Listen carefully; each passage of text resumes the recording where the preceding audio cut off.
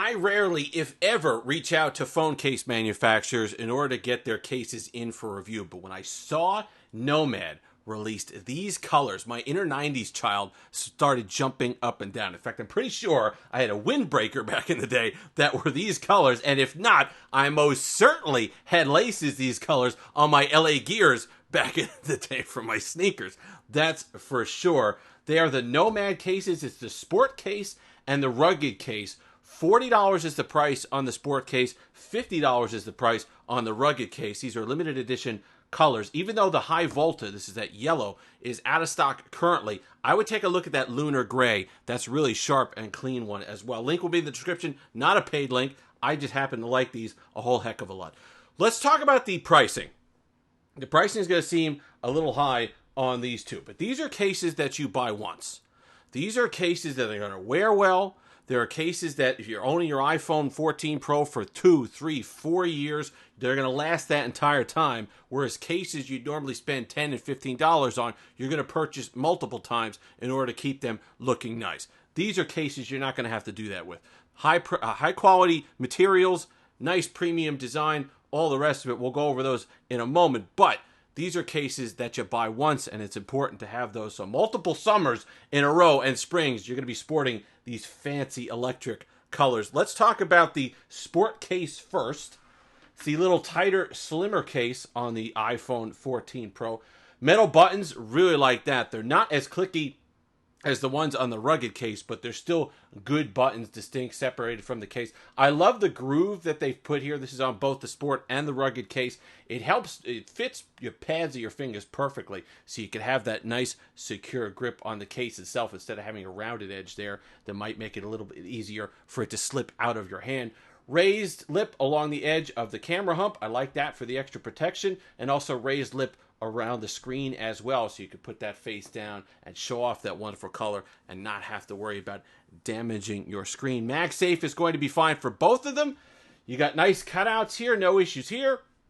And your toggle, if you mute on and off, no issues with that. Nice, you just kind of get your finger in there and you're able to toggle it back and forth without any issue. The one thing that I like about these cases a lot is that unlike some of those spec cases, which basically you have to need a crowbar to get them off, these have a nice precision fit, but they're easy to get off. If you're somebody who switches your cases back and forth, you're never going to feel like the iPhone is loose in this case, but it's not going to take you the jaws of life to get the case off either.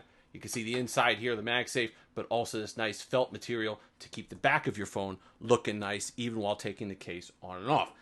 So let's move over to the rugged, because the rugged gives you that extra protection. But what I like about it is it adds extra protection. Yes, it adds extra width in terms of just the actual size of the phone with the case on it. But it doesn't add additional weight. Not a lot there. This is lightweight polycarbonate stuff. No issues. I like the fact that I could get that max protection, but it doesn't feel like a brick in my pocket. It doesn't feel like one of those old school Otter boxes, or when you have those UAG Monarchs or anything like that, that feels like you're holding a tank in your pocket that you could break through a window. Nothing like that here. I know I'm getting the extra protection. You can see it around the corners. You can feel that it's substantial, but it's not adding a lot of weight to the phone. It's something that you really only recognize when you pick it up, but you're going to like the feel. Buttons, even better. The buttons on the sport case were good. The ones here, even better. Free-flowing click, no issues whatsoever. Up and down, the same there. You have a bit more raised lip here for the camera cutout and a bit more on the front as well for the added protection when you want to keep your phone face down. Doesn't dirty up. I've been using these for a while. No issues in and out of pockets, outside. It hasn't had any issue with the back getting dirty. They're going to look good. They're going to look premium for years to come. Nice material that they're using here, and it's that precision fit that I like a lot, because that's something that case makers really struggle with when I get them in here. They're either too loose, they don't fit right, it doesn't feel good, or you're never getting the case off once you put it on there. Maybe that's the point. They never want you taking their case off, so they go ahead and put it on there. You never get the freaking thing off. That's it. But other than that, the colors are enough to buy it alone, but it's tough to choose between the two. Personally, I like the sport case. I like the extra protection that the rugged case gives, but I would save that $10. You're still getting good protection over here. You're getting the metal buttons, and that, who could beat that High Volta? That look in that highlighter yellow. I wish they did the entire highlighter pack from back in the day.